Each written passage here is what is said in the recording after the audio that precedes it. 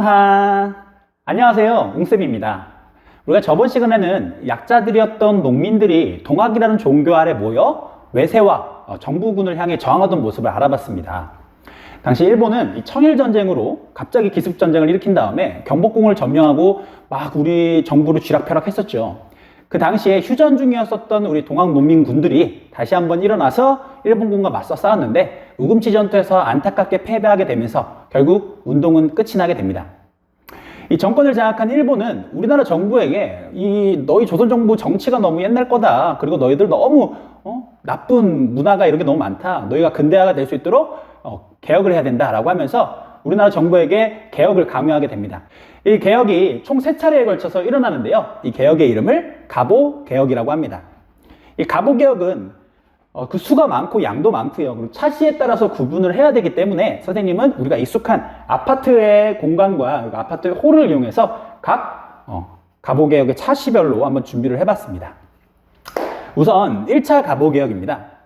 1차 가보개혁 때는 당시 일본이 비록 우리나라 정부를 이제 억압해서 개혁을 시도하라고 강요는 했지만 자기들도 청나라 군대와 계속 싸워야 됐기 때문에 막 여기저기서 전투가 벌어지고 있었던 거예요. 그래서 비교적 2차, 3차 가보개혁에 비해서 1차 가보개혁은 일본의 간섭을 덜 받고 우리가 좀 주도하는 모습으로 개혁을 추진할 수가 있었습니다. 그 근거로 둘 수 있는 것이 바로 이 개혁을 주도했었던 인물인데요. 바로 김홍집입니다. 여러분 혹시 기억하시나요? 김홍집? 네, 그렇습니다. 온건개화파로서 청나라의 근대화 방식을 따라야 한다라고 주장했었던 인물이었죠. 그 인물이 1차 가보개혁을 주도했다는 것만 보더라도 일본 편이었던 급진개화파가 아닌 온건개화파가 주도하는, 그래서 이때 당시까지만 해도 그렇게 큰 간섭을 받지 않았구나 라는 모습을 알 수가 있습니다. 우선 김홍집은 이 개혁을 주도할 기구부터 만들어야겠죠. 군국기무처라는 기구를 만들게 됩니다. 그리고 두 번째로 당시까지만 해도 모든 정치가 왕이 명령하는 대로 되는 거예요. 그래서 한 사람이 뭐 재정도 건드리고 저것도 건드리고 모든 걸 다 건드리니까 효율적이지가 않은 거죠. 그 한 사람이 누구냐? 바로 왕실의 웃어른 왕이었습니다. 그래서 정부 일은 정부가 알아서, 왕실 일은 왕실이 알아서 하면서 이게 따로 분리시키는, 정부와 왕실을 분리시키는 정책을 실시하게 됩니다. 그리고 불과 몇백 년, 몇천 년 동안 이루어져 왔었던 과거제도와 신분제도를 한순간에 폐지시켜 버립니다. 그리고 마지막 4번째로는요. 당시까지만 하더라도 여성분들이 남편을 잃고 나서는 다시 재혼을 할 수가 없었어요. 그래서 남편을 잃은 여자를 과부라고 불렀습니다. 그런데 이때 가보개혁 때 이 과부들이 다시 한번 남편을 잃어도 다시 한번 재혼할 수 있는 것을 허가해 주겠다라는 과부제가가 허용되게 됩니다. 이 과부제가 같은 경우에는 동학농민군들이 실제로 주장했던 바였기도 해서 그것이 반영됐다는 사실을 좀 알 수가 있는 부분입니다. 이렇게 1차 가보개혁이 이제 끝나고 있었을 때 드디어 일본이 청일전쟁에서 승기를 잡기 시작합니다. 여러 전투에서 이제 승리를 하고 있는 거예요.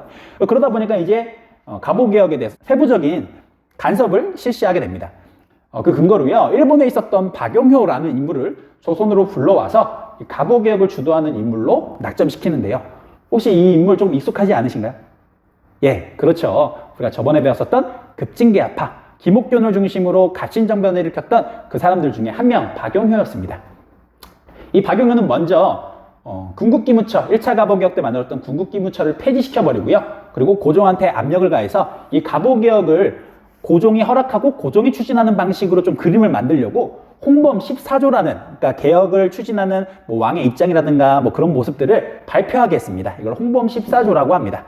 두 번째로 앞으로 근대화적 교육, 어떤 방향으로 교육을 이끌어 나갈 것인가 라는 문서가 담겨져 있는 교육 입국 조서를 발표하게 됩니다.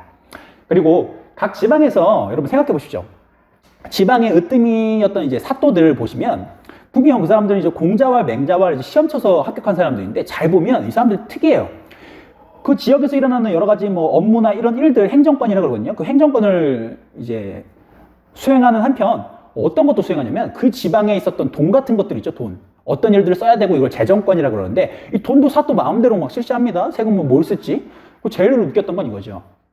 어떤 죄를 지은 사람한테 이 죄에 대한 대가를 얼만큼을 줘야 되는지가 이제 여러분 그걸 이제 사법권이라고 그러거든요. 지금 시대에서는 판사님들이 이제 재판을 하시죠. 근데 그때까지만 해도 이 사또가 이 사법권까지 시행을 하고 있었던 거예요. 그랬더니 뭐 행정권, 사법권, 재정권까지 지역에 있는 모든 권력을 다 장악하고 있으니까 이게 문제가 된다라고 해서 사법권은 따로 독립시키자라고 해서 사법권 독립제도가 발표되게 됩니다. 그리고 조선 팔도, 우리 조선을 8개 도로 나누는 거 아시죠? 우리가 맛있게 먹는 팔도 비빔면도 그 팔도인데 이때 당시에는 일본식으로다가 23부로 세세하게 지역을 구별하게 됩니다. 자, 이렇게 해서 2차 갑오개혁을 딱 마치고 있었을 때 드디어 이 청일전쟁이 끝났습니다. 누구의 승리로? 바로 일본의 승리로 끝나게 됩니다. 안 그래도 여러분, 임진왜란 때부터 일본은 대륙에 대한 그 야망이 정말 그치지를 않았어요. 근데 이제 드디어 청나라를 이긴 거야. 얼마나 신났겠어요, 일본 애들. 그래서 얘네들이 너무 흥분해가지고 청나라 맺은 시모노세키 조약에서 뭘 요구하냐면, 일단 첫 번째, 남쪽, 우리 지금 대만이라고 할 수 있는 타이완 지역을 요구하고요. 두 번째, 옛날에 우리 고구려가 막 수당 제국이랑 싸우면서 먹었었던 땅덩어리 중에 요동반도라고 있어요. 요동. 그 요동 지역, 랴오동이라고 하는데 그 지역을 요구하게 됩니다. 그 땅 내놔라. 우리도 이제 대륙으로 진출할 거다. 근데 이게 시모노세키 조약 그대로 이제 진행됐으면 모르는데 이때 당시에 청나라의 그 요동반도 쪽 근처 지역에서 이권을 가지고 청나라한테 좌지우지하고 있었던 아주 힘센 세력이 있었단 말이죠. 바로 러시아입니다.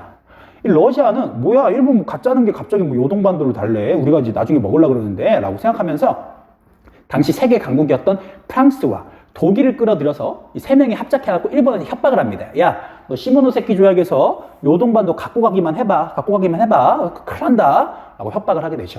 이 사건을 그 유명한 세 개의 국가가 일본에게 간섭했다라고 해서 삼국 간섭이라고 합니다. 여러분, 일본은 어떻게 행동했을까요? 뭘 어떻게 행동합니까? 세 개의 국가가 일본한테 이제 강요를 하는데 방법이 없죠. 바로 깨갱하고 요동반도를 받지 않고 그만큼 배상금을 더 받는 것으로 끝내게 됩니다. 그런데 이 장면을 지켜보고 있었던 우리나라 정부와 관료들 입장에서는 이거 되게 신기한 거야. 뭐였냐면 러시아는 당시까지만 해도 조선의 굉장히 큰 위협이라고 생각하고 있었는데 하는 행동을 잘 보니까 이거 잘만 쓰면 일본을 막을 수 있는 카드로도 쓸 수 있겠거든요. 러시아를. 그래서 당시 고종과 고종의 부인이었던 명성황후를 중심으로 일본에 대항해서 친러파 관료들을 등용한다든가 하는 움직임들이 막 일어나게 됩니다. 이 친러 정책의 중심에 있었던 인물이 특이하게 그 고종의 부인이었던 명성왕후였어요. 그래서 일본의 입장에서는 대륙으로 진출하지 못한 것도 열받아 죽겠는데 가짜났던 조선 정부 내에서도 반일적인 움직임이 일어나는 거죠. 그래서 일본은 결국 해서는 안 될 선택을 하게 됩니다.